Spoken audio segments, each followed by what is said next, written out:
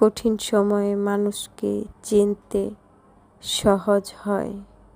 রাগ আমল ধ্বংস করে দেয়। বিনয়িতা মানুষের জীবনকে সুন্দর করে।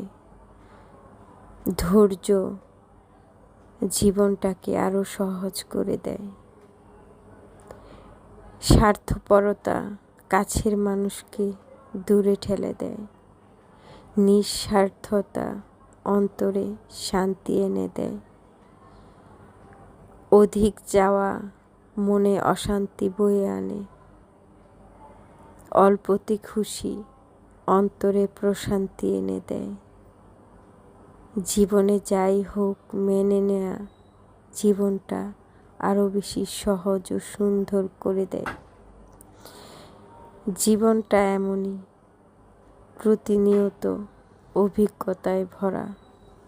আজকে আমরা বুঝতে পারি না কি হবে কালকে।